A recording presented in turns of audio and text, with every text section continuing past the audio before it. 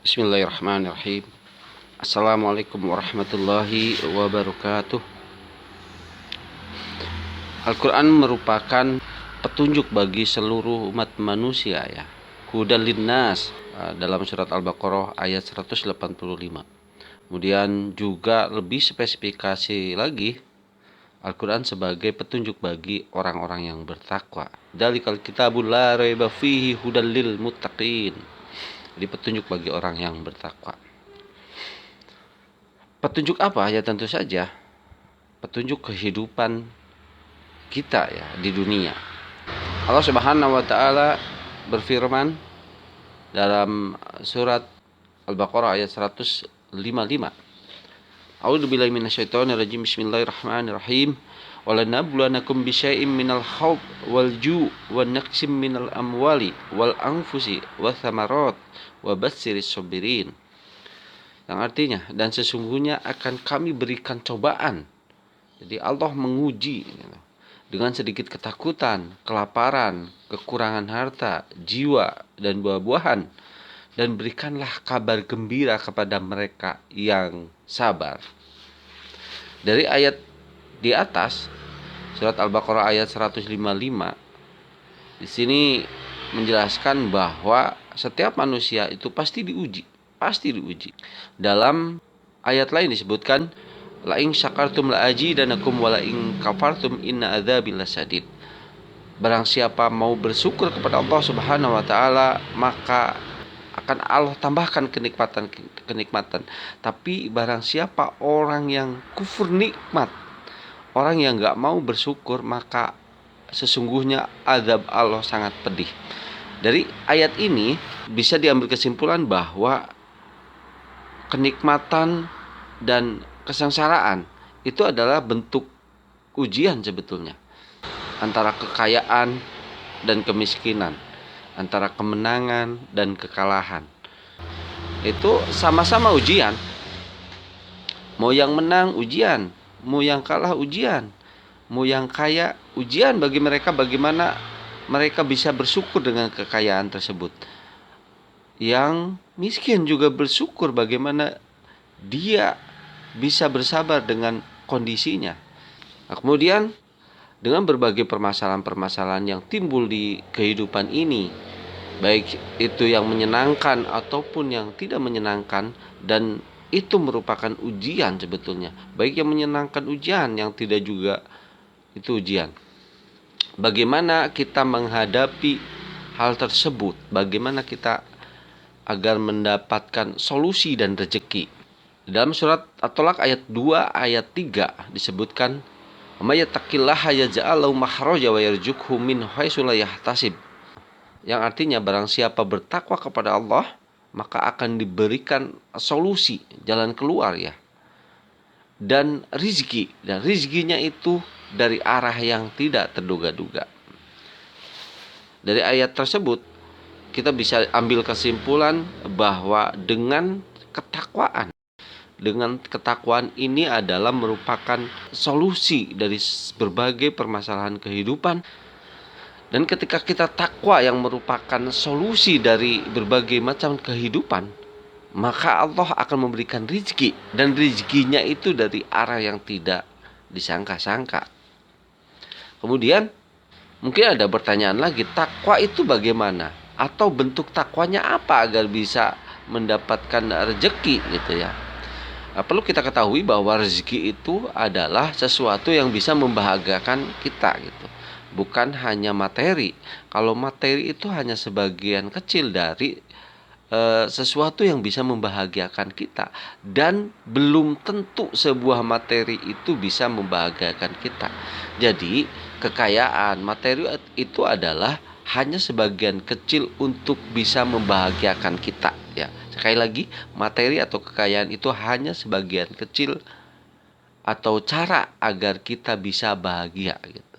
Hanya sebagian kecil karena banyak orang beranggapan ada materi atau kekayaan itu adalah segalanya. Itu salah. Itu hanya sebagian kecil. Jadi ketika kita berdoa, ketika Allah memberikan rezeki kepada kita, rezeki itu adalah menyesuaikan apa yang kita butuhkan. Walau ya'lamu wa antum la ta'lamun. Sesungguhnya Allah lebih mengetahui dari apa yang tidak engkau ketahui gitu ya. Jadi ketika kita berusaha untuk takwa, ketika kita berusaha untuk ibadah, niatkanlah pertama karena Allah. Kenapa karena Allah? Karena yakinlah Allah akan memberikan yang terbaik buat kita. Surat Al-Baqarah ayat 216, asa an takrahu syai'an wa huwa khairul lakum wa asa an tuhibbu syai'an wa huwa syarrul lakum. Wallahu ya'lamu wa antum la ta'lamun. Bisa jadi sesuatu yang kau inginkan itu tidak baik buat kamu, dan bisa jadi sesuatu yang tidak engkau inginkan itu baik buat kamu. Jadi dari ayat tersebut dijelaskan bahwa ketika kita telah melakukan ketakwaan, ketika kita ridho dengan apa yang kita lakukan, ibadah yang kita lakukan, kemudian kita sabar dengan apa yang telah diujikan kepada kita, maka pastilah Allah akan memberikan yang terbaik buat kita. Tapi kebanyakan orang apalagi zaman sekarang ya, kebanyakan orang, tapi dari dulu juga begitu sih sebetulnya, patokannya itu materi, patokannya itu kekayaan, bahwa materi kekayaan itu adalah segalanya. Itu salah kalau beranggapan begitu ya. Makanya di dalam surat Al-Baqarah ayat 216 tersebut dijelaskan asa antakru syai'an wa huwa khairul lakum wa asa antuhibu syai'an wa huwa syarrul lakum tersebut adalah bisa jadi ketika kamu mempunyai masalah ya, ingin punya solusi dan kamu ingin mendapatkan rezeki itu sesuatu yang membahagiakan, itu menyesuaikan apa yang kita butuhkan. Kata falahun ini ada dalam kalimat adzan, panggilan sholat. Coba kamu perhatikan ya. Hayyalas sholat, hayyalal falah. Itu jelas bahwa panggilan sholat, ketika kamu diajak sholat, marilah mencapai kebahagiaan, marilah agar kita bahagia, agar kita beruntung, agar kita mencapai kemenangan. Jadi dengan sholat kamu akan bisa falahun, mendapatkan keberuntungan, kemenangan gitu ya, kebahagiaan. Falahun ini juga ada di surat Al-Baqarah ayat 5 ya. Ulaika ala hudam mir rabbihim wa ulaika humul muflihun. Jadi ketika kamu setelah sholat itu, jadi ini konteksnya sholat ya, karena emang sholat ini hal yang paling utama, hal yang paling penting. Ketika sholatnya baguslah semua amal-amalmu, dan ketika sholatnya jelek, makanya semua amalmu akan jelek. Walaupun itu dipandang baik, kalau sholatmu jelek, jika sholatmu jelek walaupun amalmu baik, maka tetap akan jelek semua, karena kuncinya itu adalah sholat. Nanti di yaumul hisab yang pertama dihisab itu adalah tentang sholatnya. Jadi ketika sholatnya bagus, makanya semuanya bagus. Ada sebuah hadis, Siti Aisyah bertanya kepada Rasulullah Shallallahu Alaihi Wasallam tentang amalan seseorang yang baik tapi dia tidak beriman, ya percuma saja gitu ya.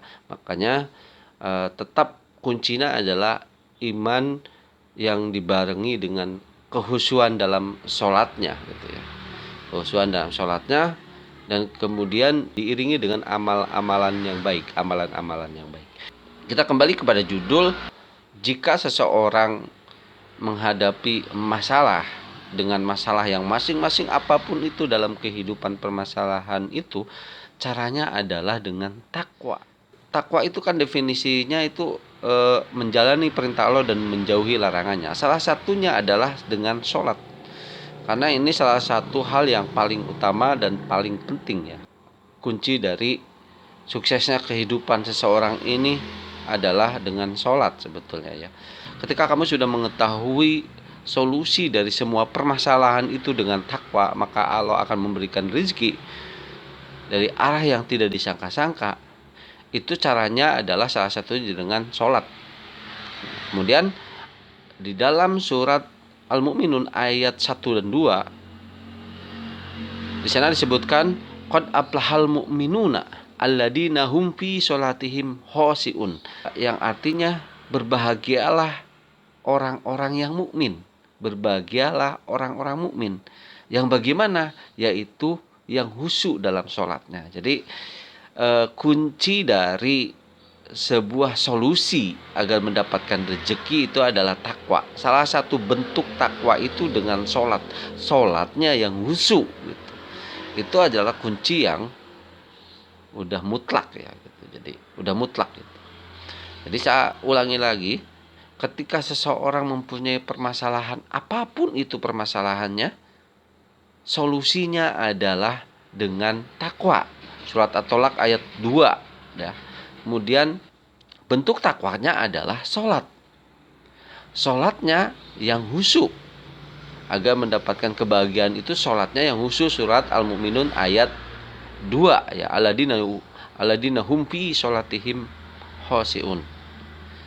Jadi ketika seseorang itu sholatnya khusyuk, itu pasti mendapatkan petunjuk ya.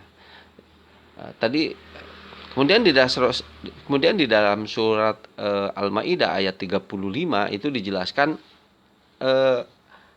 tahapannya ya. Itu dijelaskan tahapannya. Ya ayyuhalladzina amanu ittaqullaha wabtaghu ilaihi wasilah wajahidu fi sabilillah la'alakum tuflihun. Falahun lagi yang disebutkan.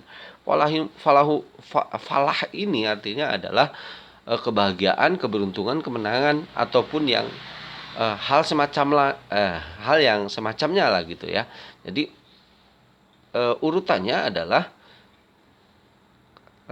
bertakwa dulu. Bentuk takwanya dengan sholat, kemudian sehabis sholat itu kamu mendapat petunjuk, surat Al-Baqarah ayat 5, ulaika ala huda mir rabbihim wa ulaika humul muflihun.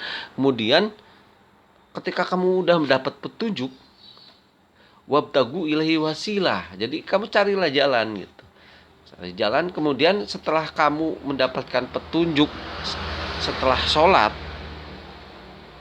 mendapatkan petunjuk, kamu bersungguh-sungguhlah dari petunjuk tersebut gitu. Oke, kita simpulkan bahwa solusi dan rezeki dari Al-Quran itu adalah takwa. Bentuk takwanya adalah sholat. Bentuk sholatnya agar mendapatkan solusi dan rezeki adalah sholatnya yang khusyuk.